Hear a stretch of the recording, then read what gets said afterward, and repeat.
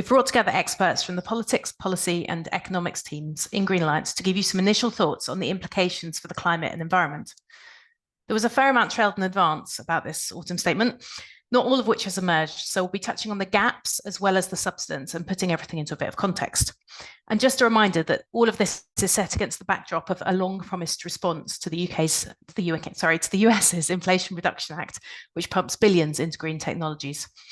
We'll hear from each speaker in turn, pick up a few points further in discussion, and open up the floor so that you can ask some questions too, if you like. There's a Q&A box at the bottom. You should see it on your menu bar, so please get typing if you've got some questions. First up is Steve Coulter, our Head of Economy. Over to you, Steve.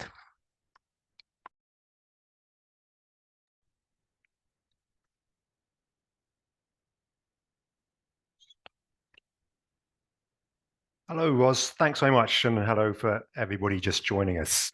So I'm Steve Coulter, Head of Economy at Green Alliance.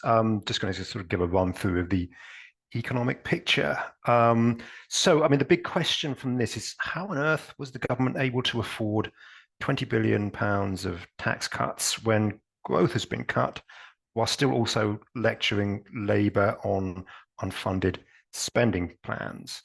The answer is they've simply transferred money from public investment into these tax cuts, which enables them to get their pre-election headline that they're cutting taxes, raising people's standard of living. And there's also an argument amongst Conservatives that this is also pro-growth, that the problem is that the economy is not growing because people are being taxed too heavily. Cut taxes, the economy will grow. And they can thereby build a contrast with Labour. So there was an explicit contrast with Labour, some jibes against Labour about borrowing to spend on their 28 billion green prosperity plan. Does this stack up? Well, not really. Firstly, the fall in borrowing that they use to justify the tax cuts are an illusion. This is just due to higher inflation. And secondly, and much more importantly, diverting money away from investment is not going to help growth.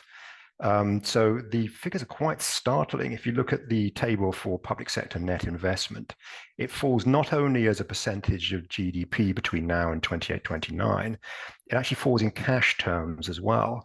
Now, we already have a problem with low investment in this country. We simply don't invest enough in our public infrastructure. And so the answer is to raise this, and most people accept this.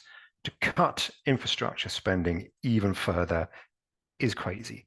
Now, part of this is explained by higher inflation. Part of this is the cancellation to HS2, where they did promise that they would redirect the money saved onto other infrastructure projects. Either way, it's pretty damning.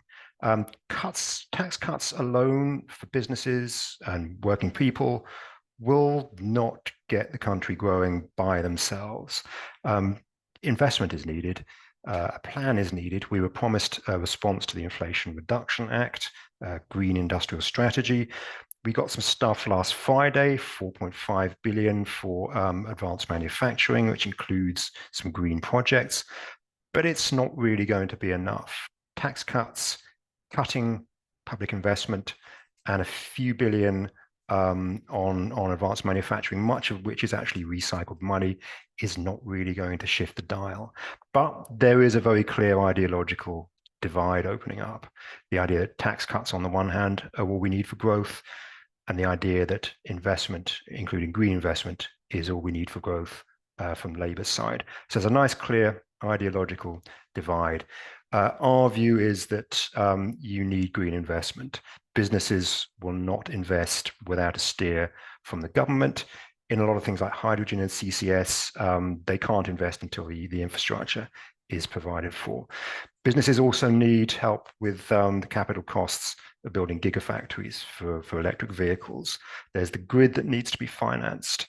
So there's a massively strong case for public investment. You can criticize Labour's Green Prosperity Plan. It was a bit imprecise. They sort of specified how much they were going to borrow rather than what they were going to do with it and the effect they wanted this to produce.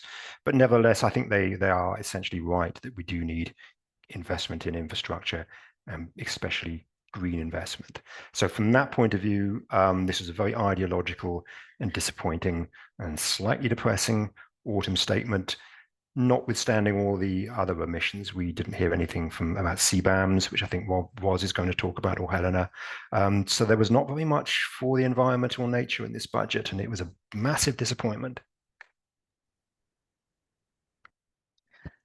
Thanks, Steve. Although not thank you for the disappointment. Just to explain CBAMs for anyone that heard that in what Steve was saying, that's carbon border adjustments. And that's the idea that you would, as the EU is doing now, put in a tax at the border to tax high carbon imports. So we had heard, and were stories in the FT and other places, that the UK was going to follow suit, not least so that our exporters weren't overly affected by the EU's measure once people have to start paying for EU exports to the EU.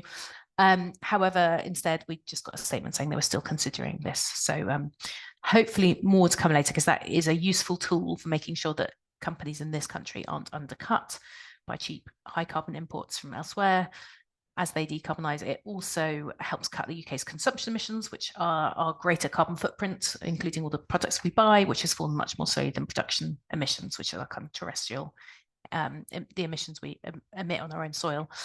And it also helps with this kind of trade with the EU as well. So and sends a signal elsewhere to the rest of the world. So it's a bit disappointing on that one, but it's not being completely ruled out. So something to watch for there.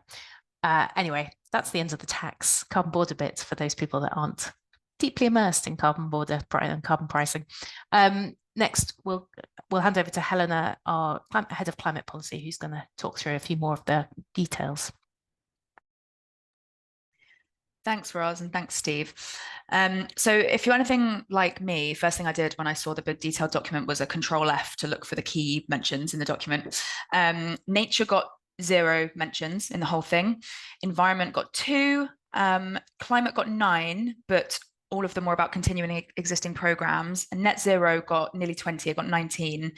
But on net zero, just picking up on the point that Steve made about investment, which was actually announced last Friday, it wasn't a new thing today, for key green industries, which is a good first step. It's something that we and lots of others have been calling for, and it does cover quite a wide range of green sectors. It includes renewables, some stuff on carbon capture, aerospace, and some money towards innovation in things like zero emission flight, and importantly automotive as well, and that's something that Green Alliance has been calling really strongly for. Broadly, the package is not enough, it's not as much as we need. It's a good first step and it's going to the right places, but it's a kind of drop in the ocean compared to what we would like to see. 2 billion on automotive is a good start. We will have to wait and see what the battery strategy says, though, to understand exactly how that money is going to be spent. And that will be a good test of whether or not it is being spent in the right way. We don't yet have the battery strategy unless it's come out in the last 10 minutes and I haven't seen it. And we also don't have the advanced manufacturing strategy that was mentioned in the longer autumn statement document as well. Both of those, although money is welcome, both of those will set out, hopefully, some clear plans and goals for what the country wants to achieve with regards to green manufacturing and the automotive sector with a transition to electric vehicles. But until we see those details, it's going to be really hard to assess whether or not they're sufficient. There were some regulatory announcements on planning to speed up grid connections, which is welcome. It's mostly an off-gem thing, and it was actually also announced last week, so that's welcome but not brand new. Alongside that was recommitment to community benefits for local people around new energy infrastructure. We can dive into that a bit later if there's interest, but the current state of play looks like it could be up to £10,000 over a number of years for people who live in areas where energy infrastructure, whether that be parts of the transmission network or new renewable infrastructure like wind turbines, might be built. There wasn't anything new really on energy efficiency and no extra support for energy bills for those in fuel poverty. There was one little regulatory change that was welcome on heat pump regulation, just on boundaries about where heat pumps can be put, which I'm sure lots of people that have been looking into heat pumps will be pleased to hear about. I'll pause there. I'm sure we'll pick up on lots of other things in the discussion. Thanks. Thanks, Helena. And last but not least, over to Flossie, who's our senior political advisor. Hello, everyone. Thanks for joining, and thanks, Roz. I guess first thing to say is that it definitely feels like there has been a political shift on green policy. And the 20th of September speech that Sunak made with his rowbacks on net zero definitely feels like a long time ago. I think in the space of a few weeks, hearing the Prime Minister calling for the slowing down of green investment for the sake of the British people and households, being followed by an autumn statement just a few weeks later calling for the speeding up of investment. Although it's promising to see that message coming from the government, it's not helpful when probably all that the public and industry and business need first and foremost is clarity and long-term plans. So with a positive shift in rhetoric also comes a lot of confusion probably. So hopefully we'll see that the government continue to reinforce this more positive green message. I would say there were three things that stood out to me. And firstly, the government sees the economic opportunity of net zero. Maybe this is off the back of polls not shifting in the right direction after Sunak's speech. And there was also some really good polling from ECIU showing that 79% of businesses, I think, urgently want a response to the US's Inflation Reduction Act. And as Roz set up, today's autumn statement was supposed to deliver something of that form.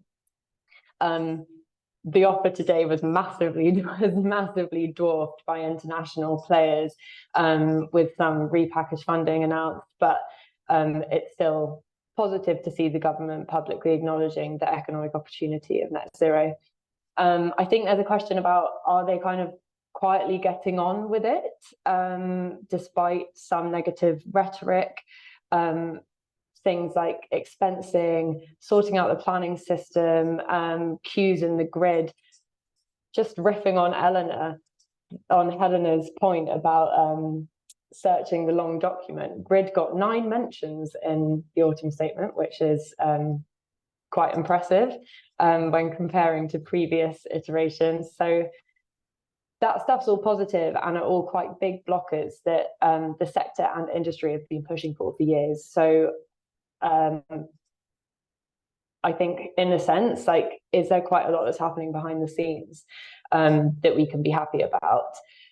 And also just to pick up on Steve's point, in the incoherence of their attacks on Labour spending plans, if they have the fiscal headroom and you're going to cut taxes for business, you're basically giving them a bunch of money to invest, which feels like conceding slightly on the case that there's investing money would be the wrong approach. But I think the main thing that I've taken from today is that there's a big opportunity missed. There was nothing on the energy crisis and delivering for people struggling right now. There are still PPMs being forced on people. Debt is still rising up. There seems to be a disconnect between people on the ground and their experiences and what the government have called for today. We've seen that they're ready to seize the economic and business opportunity of green policy, but not the opportunity for households and people who are counting on support from the government to make it through this winter. So getting renewables in the ground and sorting out grid issues and planning will help to stabilize bills and protect people from price rises in future. But there's a big opportunity missed with energy efficiency and immediate support to households. And I also just have to mention that we've seen the government return to a place of common sense on nutrient neutrality, which is a big win for nature and a win for all of the green NGOs and other groups who have been campaigning on pushing back hard on this issue. I think the thing I would want to end with is a question about how the public are going to react to this, and how the framing of the autumn statement lands, whether it will be seen as a turning point for the economy and a sweetener with more good things to come? Or does it look tone deaf, lacking the support that people need right now? So let's see. I'll leave it there. Thanks, Flossie. And if people have questions relating to any of the politics, please do put them in the question and answer box below.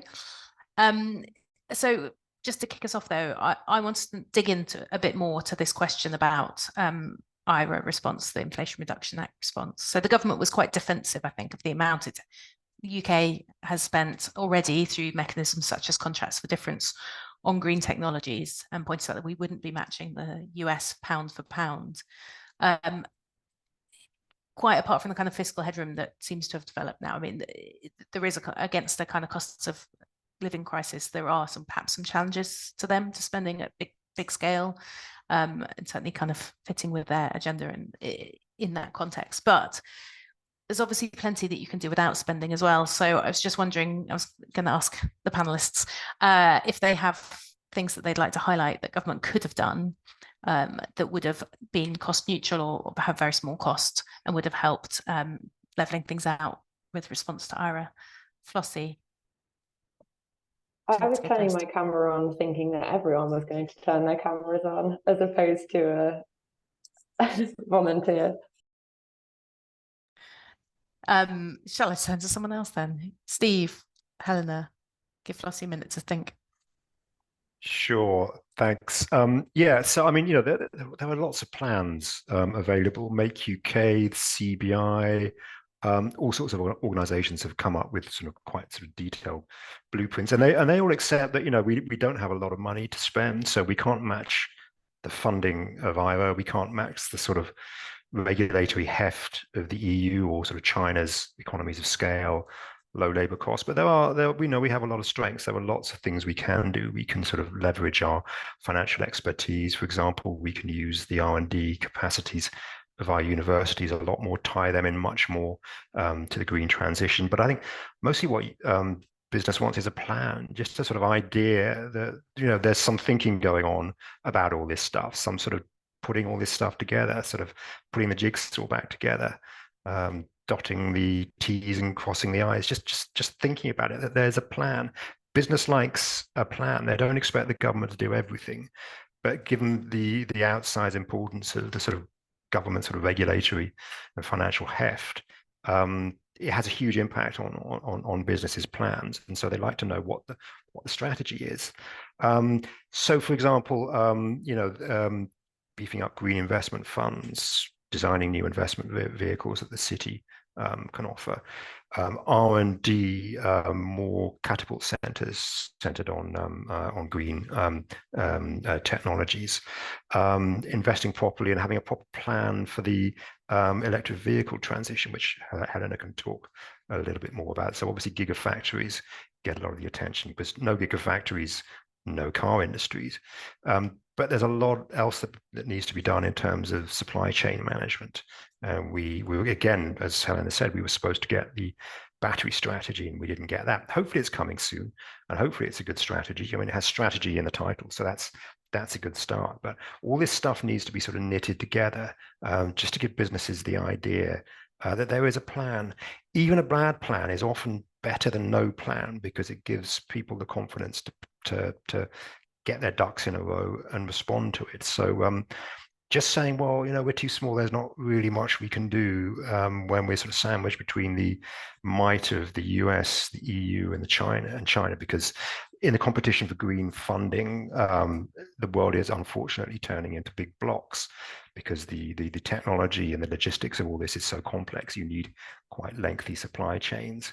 So the world is unfortunately moving back into regional blocks.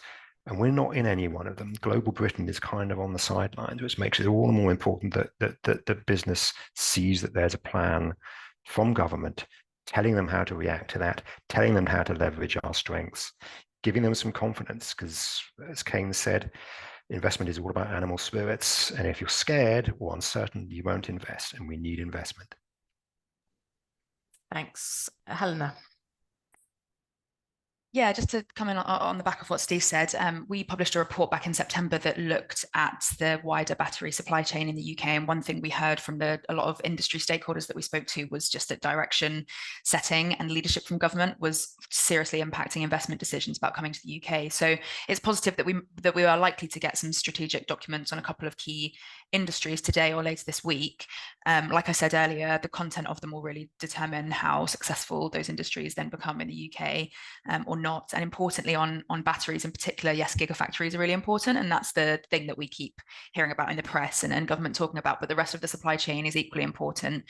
So I really hope there's some focus on the recycling element and also the kind of critical raw material and refining and processing element of those supply chains. And that goes for any kind of industrial strategy, as Steve said, that we want to see. We want to make sure that it's really integrated solution and is thinking about where kind of sectors cross over and what the benefits of thinking about things in an integrated way could be.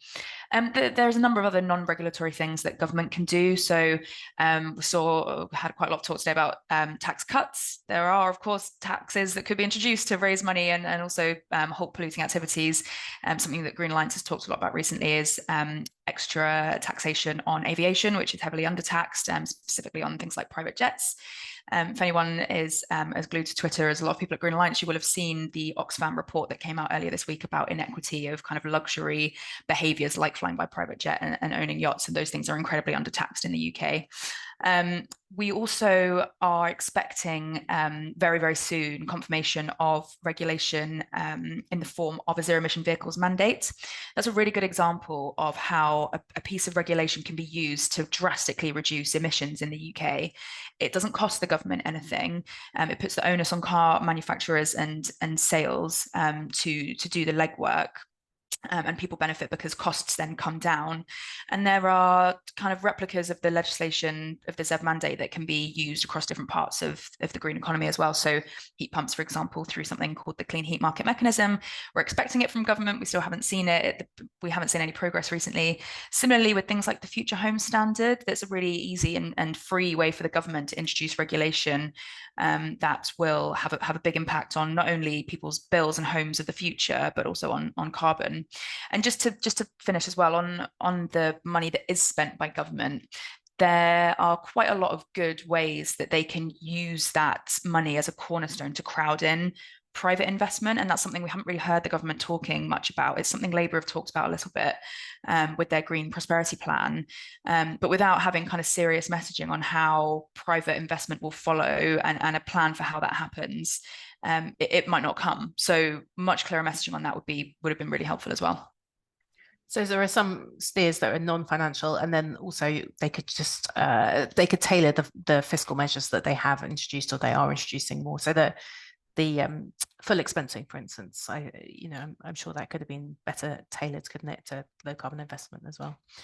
And we have a long-running pet ask that just popped into my head when I was saying that about VAT on public charges for EVs as well. Just really simple little thing, not going to change everything, but does make public charging more affordable for those people that can't charge it at home. Flossie, was there anything you would say on things you would have liked to have seen or responses to Ira? I think just to echo Steve and Helena's points already made and reinforce the point around energy efficiency and the real disappointment of not seeing more. Having a clear plan for energy efficiency so that the skills and infrastructure can build up around that plan and deliver for homes to make sure that people aren't living in damp and cold conditions is a huge priority and should have been in there alongside more immediate support for households. So remind us, we've got 6 billion kind of promised tentatively at some point, but that bit didn't become any more concrete. And when does it kick in?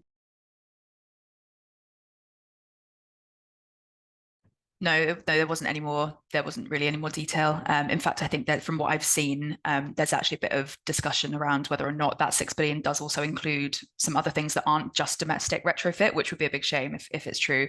But I think there's kind of a bit of work going on behind the scenes in Green Alliance to figure that out right now. Thanks very much. So we've had a few questions there, particularly on the kind of politics. So this is you up first, Flossie. Whether whether there's any of the measures that give an indication of when the general election might be next year. $1 million question. It's the $1 million question. My take is that a May election is looking quite unlikely, a spring election, despite that being the classic moment for a general election. I think like 10 out of the last 11 were in spring. And there are other added benefits to having an election in spring, like combining resources for local elections with the general election. So it's more like resource efficient, and it's a better time to get voters out of their houses. However, it's looking unlikely. And I think especially given that some of the bigger policy announcements were saved in the autumn statement, it feels like that's not going to come until the spring statement. And then we'll be looking for consumers to feel some of the benefits of those announcements from a spring budget, which would make it more likely that we'll see an autumn election, from my point of view. But anyone else, feel free to chip in. It's also, we can't know, it's all a bit of crystal ball gazing at the moment, but I would say the safer bet is in the autumn. Thanks. There's another sort of politics adjacent question, which I'll also put to Steve in a second, and that's whether we anticipate any changes or any more from Labour around its Green Prosperity Plan, which is the 28 billion that gets talked about a lot in the context of these announcements. I think we have to be very aware that the Conservatives will continue to double down on the attack line for Labour spending. So whether they will retreat or not, I think will depend on the sector being very proactive in speaking to supporters, speaking to politicians, stakeholders, producing evidence, robust evidence to back up the need to spend and invest to grow the economy and help households. Because I think, yeah, without knowing whether Labour will retreat at all, and hopefully they won't, it's clearly going to be a really strong attack line going into the election, and being prepared for that will be key. But I'll pass over to Steve, the economics guru. Thanks, Flossie. I've never been called a guru about anything before, but it's very nice of you to start. Yeah, so there's a bit of, we talk about the sort of culture wars in politics. I mean, there's a bit of one going on in Labour between the sort of Rachel Reeves Iron Chancellor wing and sort of Ed Miliband's pro-green prosperity. Green is wonderful. It will sort of help us. It will help us in all sorts of ways. And at the moment, I think Miliband has been sort of slapped down a little bit. Rachel Reeves seems to be in the ascendant, and she's very, very concerned with looking very, very fiscally sound, not promising big, lavish spending plans, just really being as boring as possible. She's very much in the ascendant. So the politics of the GPP don't look particularly good. It's already being watered down. So it was sort of 28 billion at the start of the parliament. Now it's maybe 28 billion at the end of the parliament. It makes quite a big difference whether you're spending 28 billion a year for 5 years or one. It all adds up or sort of doesn't add up. Bits of it have already been allocated, so it will include about 8 billion of spending that's already happened. There's also the 4.5 billion that we saw on Friday. Maybe that will have been factored in, which takes another sort of chunk out of it. So it's already sort of slimming down a little bit. The question is also whether it's affordable. So as I mentioned, the government was able to apparently afford lots of tax cuts, partly because there was this sort of boost to borrowing, i.e. borrowing came in lower than was forecast, so they thought they had more money. But this is mostly due to higher inflation, which artificially inflates people's incomes.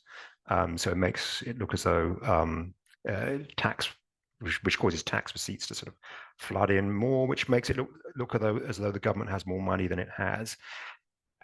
The Bank of England is now forecasting that inflation is going to fall. So that fiscal illusion, this sort of idea that you suddenly have more money coming in than you expected, will not last much longer either. So even this sort of apparent extra fiscal room that the government's taken advantage of may not be there for Labour.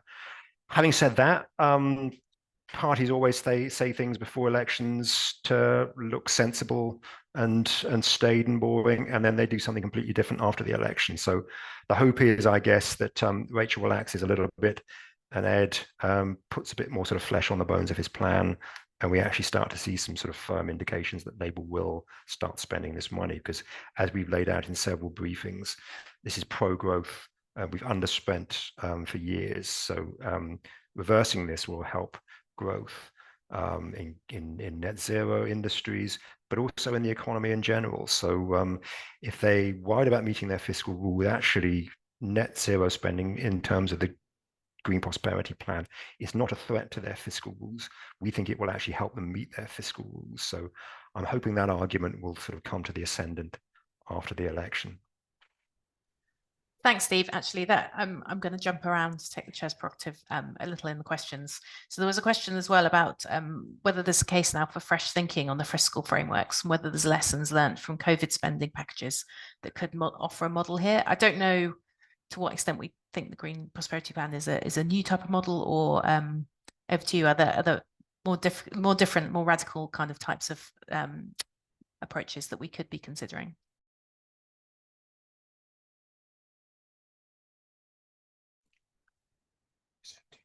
Sorry, that was to you, Steve. Sorry. So yeah, look, as I sort of said, it's a really good thing. It's exactly what we need.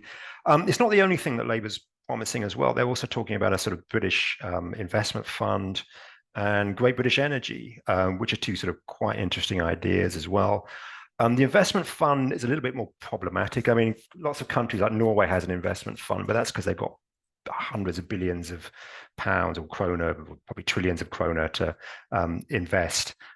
We don't have that. We don't have a sort of a massive sort of energy windfall. Well, we had that and we spent it.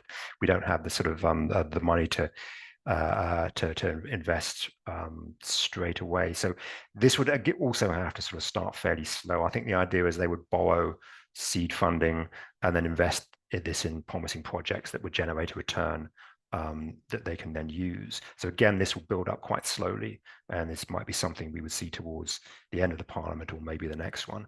There's also Great British Energy, which is, I've seen sort of various ways of describing it, but it seems to me it's a bit like a sort of government-backed venture capital thing that invests in promising new green energy technologies. And the idea is, you know, when this happens, previously the private sector has cornered all the gains, even though it's often the government that sort of puts up the money in the first place and takes the risk, and it doesn't really see any of the benefits. So by co-investing with private companies, the government can push start some of these technologies and then also reap some of the gains.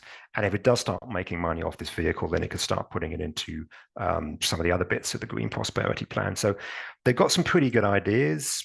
Be good to see a lot of detail, and it does depend on a growing economy, which unfortunately the OBR's forecasts are not particularly good on this. We're going to have quite sluggish growth for quite a long time. So anything a government can do to boost growth, I think is going to be very important.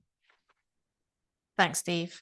Going back to the questions then. So there's a question about nutrient neutrality, which I think we're going to we'll answer later, I think, if that's okay. Keep an eye out on our Twitter feeds, because none of us are experts and we don't want to get it wrong. But essentially, there's more funding available, which slightly gets around the limitations, as I understand it at least, of nutrient neutrality for new houses. So it's not a complete solution, but it will unblock some of the house building that the government was concerned about, but we will provide some more detail elsewhere. And there's a question about whether there's anything to support local authorities with net zero. This is a really important question. Massive enthusiasm from local authorities. Lots of them have net zero targets and goals, and they're really well placed, particularly on things like housing. They know their local areas really well, and they've got a high levels of trust, at least some of them have, with their local communities. And yet, time after time, they're held back by lack of finance and lack of skills as well, or lack of resource internally, and to some extent by lack of powers. But I didn't spot anything along those lines. I don't know, Helena, Steve, anyone else, if you saw anything.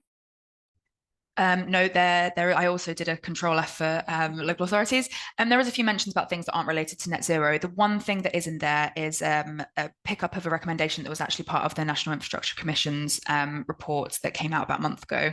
If I remember correctly, time's all a bit of a blur at the moment, which is about devolving local transport powers and funding to local authority levels, which is encouraging. It's not something that they're doing immediately from the looks of it.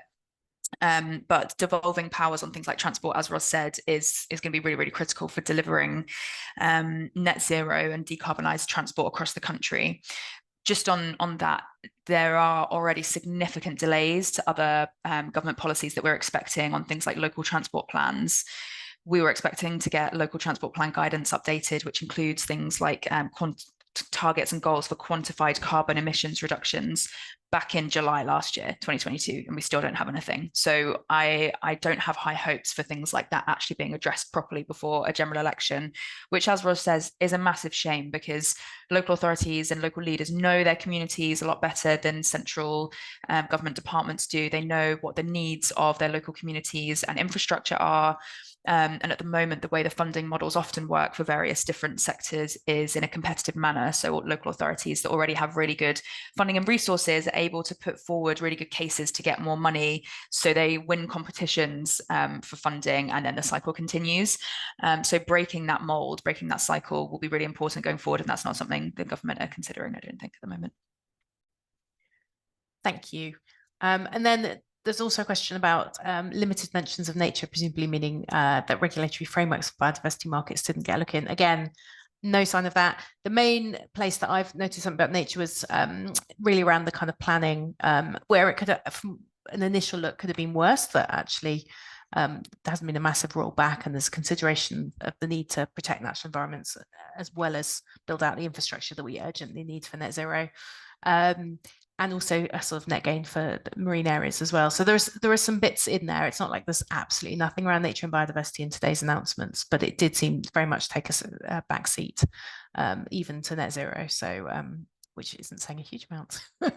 So I think there's a lot more work to do there in kind of making the case, and particularly we're thinking a lot more about climate adaptation at the moment as well, and the role that markets and by the natural mitigation could play, for instance, in flooding and things, I think is definitely something that we could be talking to government more about. And actually the next question was about climate adaptation. So again, I don't think we saw anything, and including, I think DEFRA's budget has been slightly cut, so if anything, so no kind of mention of additional funding for flooding or anything I'm aware of. Helena, Steve?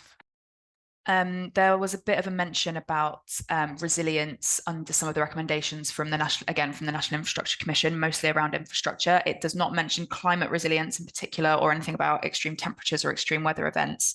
But I'm hoping that's what it alludes to. So we will see what that means as it comes, but the National Infrastructure Commission's recommendations were very clear on that. Climate resilience and adaptation must be taken into consideration for new infrastructure and existing infrastructure, and in all kind of planning decisions, but that doesn't seem to be taken forward either. Thank you. And a question on whether autumn statements and budgets ever say much for the climate environment, which I guess is a reasonable question, but I don't know, it feels like they should now, with a climate emergency kind of increasingly causing extreme weather events and much more prominent. But anyone else have any shining examples from the past that we could refer back to? I can only remember some shockers from ages ago when money was stolen out of budgets. So I can't think of any good examples, if I'm honest. Great. All right. I'm afraid that we're running out of time to answer final questions. But there was a question about the mentions of relevant terms that we've discussed. This is embarrassingly simple. We just Control F through the PDF and see how many times something is mentioned. But it can be quite a good indicator. You have to try a few terms to make sure that you're not just using the wrong term. But it is a very quick, easy way, and a slight cheater way of just kind of getting a sense of whether your issues are cropping up at all. And some questions about the emissions trading scheme. Shall I could quickly answer that one super quickly, just to say that basically what the government's done is realigned the emissions trading scheme with net zero, because it didn't used to end at you didn't used to be aligned to end at net zero in 2050. So that is a positive, and it's bringing in new sectors, shipping and waste incineration, which is also good. But it would be all the more powerful if it put a carbon border adjustment, as we mentioned, which means that you could then remove the free allocation that lots of polluters get. And if we were looking to link with other markets to make it bigger and a more powerful tool with more liquidity. So yeah, not bad on that front, but nothing actually new this time on that. I think we could be going for quite some time. Thank you for all the good questions, though. So I think we'll wrap up there now. Do feel free to contact us if there's specific things that you would like more answers on. I don't know, otherwise from the panel, just maybe Flossie, you could tell us kind of next steps, what happens with an autumn statement, or after it's the Chancellor stands up and then sits down again. So I think the key thing for us is that we'll be looking out for how the public respond to this, to the statement today, and see how that might shape the narrative coming from the government and from Labour over the next year or so, because this is a huge year for climate, and a huge year politically because it's a general election, and this is the second biggest fiscal event of the year. So the way that the Republic responds to this is going to be significant, and we're all keeping our ears close to the ground. Thanks, Flossie. Excellent. Helena, Steve, if you've got any final thoughts before we wrap up, Helena. Yeah, just to reiterate what was said earlier about the kind of tone and mood music around climate and nature, less nature actually, but climate more generally, based on what we were hearing from the Prime Minister a couple of months ago about, we want to be fair and proportionate was the word he kept saying, and kind of rolling back on a few climate policies, to now actually having a fairly significant for this government investment in some green industries. It is a positive step in the right direction. I think most of us at Green Alliance think it's not enough, but we're glad to see that the dial hasn't completely turned away from wanting to talk about green policies and climate change. Thanks. Yes, no, that's definitely worth reiterating. This is a much more encouraging tone than we were hearing, and seizing the investment opportunity definitely feels it's definitely good to see that embraced, even if we could always have asked for more money, or different regulation as well. Steve, any final thoughts from you? Yeah, just quickly. I mean, just to reiterate, I think it's sort of quite striking, the sort of ideological schism that's opening up between Labour and the Conservatives about what causes growth. The Conservatives, it's sort of, market failure, correcting supply side reforms, quite limited, and tax cuts, of course. For Labour, it's very much this, go big on investment. And this is pretty new, actually. You think back to sort of Boris Johnson's 10-point plan for a green industrial revolution. This is all about the sort of pro-growth potential of green measures, and that seems to have completely gone. I guess there's probably a lot of politics behind this. The Conservatives see that they're in trouble. They see that voters don't like them, and they are roping some aspects of net zero into the culture wars and emphasizing tax cuts because that's what their backbenchers tell them that people are concerned about. So hopefully this is a sort of political epiphenomena that will disappear after the next election, and whoever wins will get back to a consensus that we need to invest to get net zero, and it will also be good for the economy. At the moment, there's this sort of rather uncomfortable and rather artificial debate around this that places a huge question mark over this, which is just very unhelpful and just rather a waste of energy. Thanks, Steve. We'll wrap up there. Thanks very much, everyone, for joining us. And keep an eye out. We'll be running more events through next year. It's going to be an interesting year with the election for everybody. Hopefully plenty to discuss from our side. And we're planning a good program of events and webinars. So keep an eye out. Thanks again. Bye.